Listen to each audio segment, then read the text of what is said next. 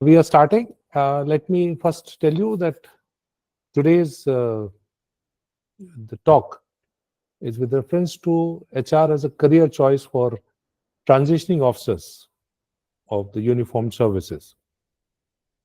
It's a very compelling pathway to capitalize on their unique skills, leadership experiences, and dedication to service. With a background steeped in teamwork, discipline, and adaptability, we as armed forces veterans bring a wealth of transferable skills to HR roles, making them valuable assets to organizations seeking to cultivate diverse and resilient teams.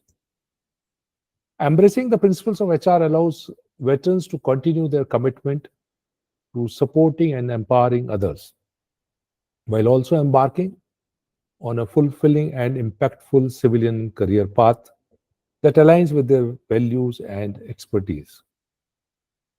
Good evening.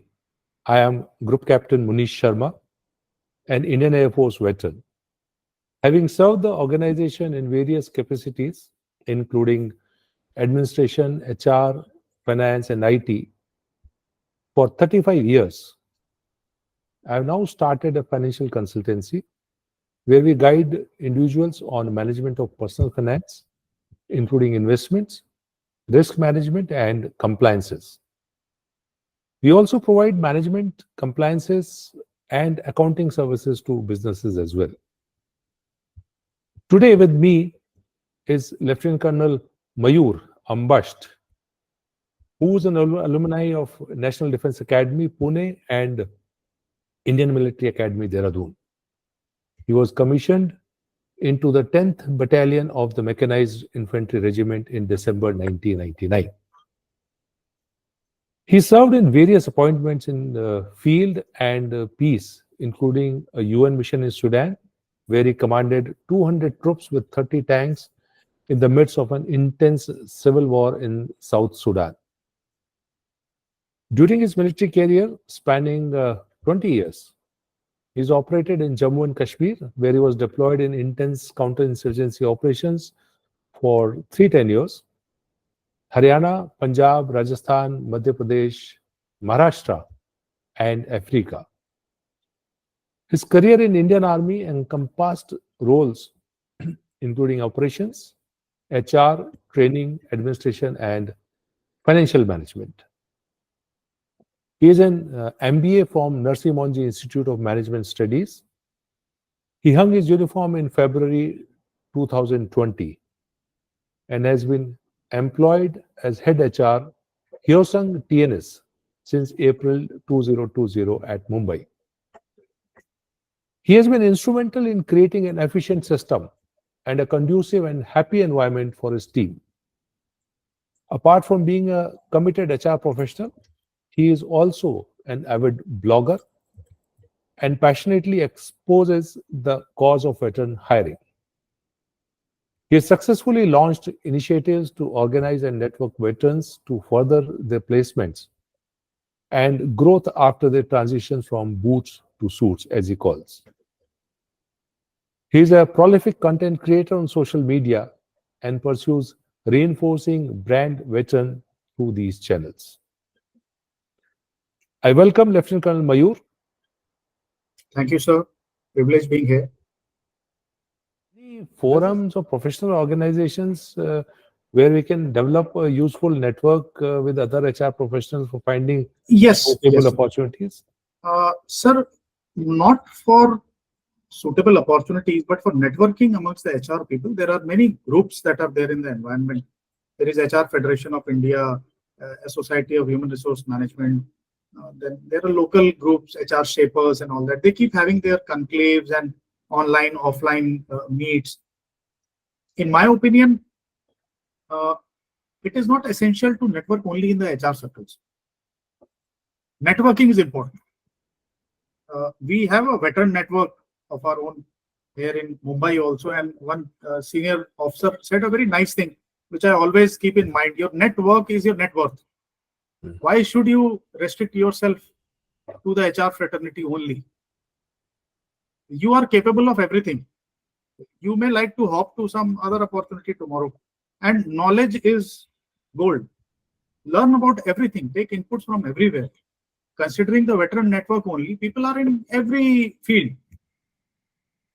But since they are in every kind of organization, Reliance and Adani and a small company, large company, their own companies, you get input regarding what is happening in all these companies. Some of the other input, the environment. You see that people are moving from this place to that place. People are leaving this company, joining this company. You get a fair idea as to what is happening in the environment. And that information is gold, as long as you know how to utilize it to your benefit. So networking of every kind should be resorted to. It is invaluable in the long run. And I emphasize on one fact: networking is not only for job acquisition, it is for growth throughout your career. You don't know which link in your network will be useful at what point of time to find some solution to your problems. So as I like to put it, it is not to get a job, it is to get a job done that you require network for. So that is the aim of networking which people should follow. Otherwise, for HR professionals, there are a lot of networks available. Once you get into HR, you will be flooded with mails and messages of that nature, and you will not find, you'll be spoiled for choices. So nothing to worry on that account. At this point, I would like to tell all those participants that Value Network is also a network of armed Absolutely. forces and other Absolutely. people, where it's kind of a self-help group and we take care of each other. Yes. And Value Talk is part of that network only, wherein we bring in videos or valuable talks which can benefit everybody, serving or veteran officers. You may like to subscribe to this channel and add value to your research or your transition efforts. Now coming back to the question, Mayur. So, Sir. like you have military networks also available. So, what strategies should be employed to leverage that military network and connection in HR industry? Like there are a lot of people who are in various sectors in various industry. How that network plays a role into identifying the right person or right company. So I'll quote a small example here, sir, of my own. I'm giving a live example. So when I was doing my MBA, it was an executive MBA. It used to be night classes in Narsee Monjee Institute of Management Studies. I had just put up my paper, so I just thought I'll treat my classmates. It was a milestone incident in my life. So I was about 6 months away from my retirement at that point of time. So I said, "Bhai, I have in corporate parlance, I have resigned today. So let's have a small party." So people started asking, "Ki sir, आप क्या कर रहे हो अभी? क्या plan है this and that?" I said, "यार देखो, थोड़ा time लगता है, so it will take about 3 to 6 months. Then I'll see what to do." So they were quite taken aback, like, "How is this chap so relaxed?" I said, "Sir, ऐसे तो नहीं होता है. When unless and until you start, applying now, you will not get a job after 4 to 6 months." I said, "Abhi to I have not even thought of that." So they said, "No, see, we are 30, 35 people in the class. We are in 35 different companies. So you just give your CV to us. We will give it to our HR. And a reference from an internal source is very valuable to an HR. Because he understands that this guy is an employee already. And he will not refer a wrong chap to me, because it will be detrimental to his own career. He will be blamed for the wrong hire." Absolutely. So they take an internal reference pretty seriously. Even I do today. I have hired people based on the reference of an employee. That, okay, sir, I have worked with this chap and I can vouch for his integrity and efficiency. So I'll go by that statement, because they are in the same domain, and I would rather trust my own chap. Now that is the key to, and as a result, within 72 hours, I landed up my first interviews. And to share with you in all humility, I didn't have a CV. I did not know how to make a CV. They only helped me how to make a CV also. So much for a head HR. so, so that is how it played up. And in 72 hours, I got the first call for an interview. So somebody gave it to his brother who was in HR, and that guy gave it to his counterpart there in Bombay, and he gave me a call. Come over for an interview. I have been given your HR, and it has been vouched for by someone. I didn't know who that was, but I said, "Fine, you tell me, I'll come." So that is what I am trying to convey, that any person working in any company is a route to the HR who might lead to your hiring tomorrow. So every contact is essential. And internal reference. Now, uh, internal reference is also a critical thing. There are 80 plus people here today, I believe, in this talk. 84 people. Now, can I give a reference for each one of them? No. But if one of them drops in tomorrow at my office to have a cup of tea, and we interact for half an hour, 45 minutes. Now, with your agent service, you also can assess an officer in 40-45 minutes. If you are having a one-on-one talk, 30 Right. minutes is good enough. You just Absolutely. have to know what he has done in life, what courses, what kind of environment he served in, what entry, how much experience, and the way he speaks and communicates to you, you will assess. I can give a reference. That is what networking is all about. Your personal connect. Messaging on WhatsApp and connecting on Zoom calls works to some extent, but I will not really recommend that as the only option. Personal meetings, get-togethers of veterans, non-veterans, HR, anywhere. When you meet face to face, it leads to creating an impression on a person's mind, which gets retained. It's similar to having whether to have a photograph on a resume or not. If you have a photo, that guy will have something in his mind. I recommend that you should have a photograph.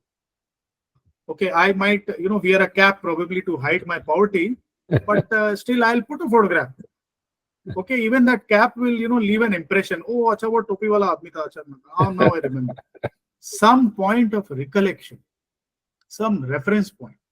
You meet people, your networking gets enhanced. It's a highly recommended thing to do, and I reiterate, it is not for getting a job, it is for getting a job done. It will be useful in future. It has to be reinforced with frequent meetings and mails, connects on WhatsApp and discussions and calls. That is how the network grows. Okay. And when the armed forces officers, they transition to corporate, so how do they adopt to the workplace dynamics in the corporate, comparing to their experiences in the military? And it must be a culture change, obviously, but then how? Definitely, sir, definitely. Sir, I would say there are two categories of people. One who adapt very well, and one who either don't adapt or find it difficult to adapt. The people who are flexible in nature, so we have both kinds of officers. Some are very rigid and some are very flexible. But I have seen both the cases. Now, the latter variety will keep working in the corporate sector. I mean, there is no problem. People with not a very high level of satisfaction will also continue working. But that element of dissatisfaction will always play on their minds. So I would say, if you ask me the proportion, 20 to 30% people I have seen, and I can claim to be networked with a lot of veterans, at least in the vicinity of Bombay, and I keep interacting with them a lot. I also interact with the DGR courses at times. So I can say that 30% people are of the latter variety, 70% adjust very fast, because adaptability is our core strength. If you ask an average army officer, he's been a company commander, then wahan se utha ke he's put as a DQ somewhere in Q branch, and from there he goes to JC, and after JC he's sent to RR, and from RR, where he doesn't know a single Jawan, he adapts to all those people at the same time, and from there he is sent as a Jeevan somewhere in the ops branch.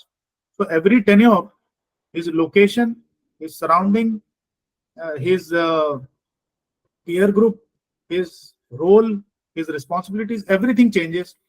And how much time is given to adapt? So 3 days. He is giving a presentation in front of the army commander probably after 15 days. That is our level of adaptability. I don't think it should be a problem with defense officers, ideally. But then, yes, there are some people with a mindset issue, cultural issue. Some people find the corporate ways a bit wrong in their perception, so they feel a bit unhappy. Okay, yes, I agree that some things are not palatable. You can't get a perfect and ideal environment. But I am yet to see any perfect and ideal environments. Whether inside the forces or outside, it doesn't exist, I believe. So some element of dissatisfaction may be there unless you take it in your stride and move on. So it depends on an individual, but I would say most of them adapt very well. People are doing very well outside. I mean, I'm very happy to see the wide spectrum of roles people have taken on. Even as entrepreneurs, I'm privy to a lot of people who have gone in sectors which we rarely think of. So it's a treat to, it's a joy to see the potential of veterans that way. They're very adaptive. Okay. Well, Mayur, before we open the session for Sir, the participants to ask questions directly to you and interact with you, one last question: what advice would you give to the armed forces officers who are considering a career change to HR, and what steps can they take to successfully transition and excel in this field? I have already said that and I'll repeat. Be aware and informed before you take a call as to what corporate HR is all about. Don't be under an impression that you are prepared as of today to handle corporate HR. You are not, trust me. Whatever skills in HR you have garnered during your service in uniform can prepare you to probably a rough status of 40% preparedness. 60% has to be acquired by way of upskilling and upgrading yourself and by educating yourself. Don't falter on that. That is essential and critical not only to your transition but to your future growth also. So educate yourself. There are certain kinds of education which is required to bolster your resume, but a majority of the education is required for knowledge. It may or may not reflect on your resume, but that knowledge, even if it is from a YouTube video or 20 online courses on Coursera or LinkedIn Learning or whatnot, there are so many resources available today. They are essential. Every course is essential.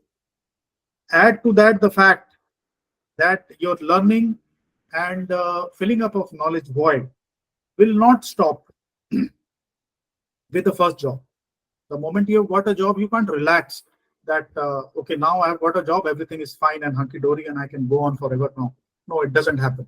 You have to keep targets of upskilling and education per year, per 6 months, per quarter.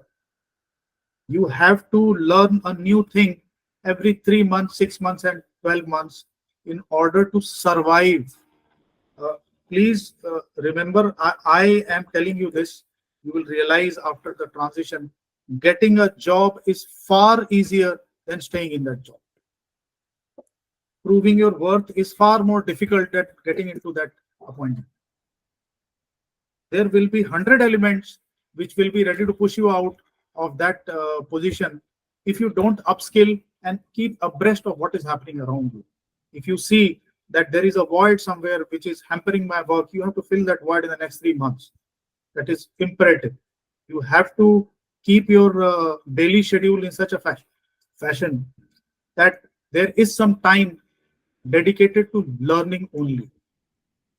And I reiterate, it may not reflect on your resume. It doesn't matter after a certain point of time. You have to learn, learn, and learn from online resources, from your peer group, from your superiors within the organization, sometimes from your subordinates, because that guy has been in this industry for probably 10 years. You have been here for 2 years. He may be able to teach you more. Same as in army, when I became an officer, I was told that this driver, who is just a sipahi, he knows more about the PMP than you do.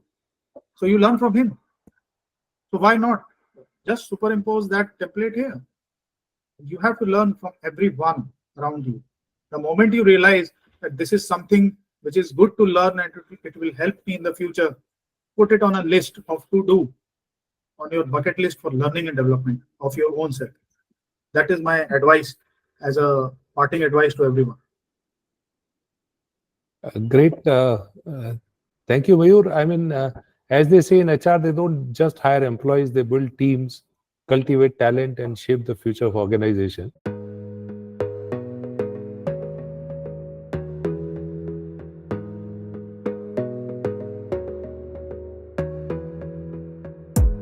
You gotta focus on yourself, on your faith, on your dreams, on your mind.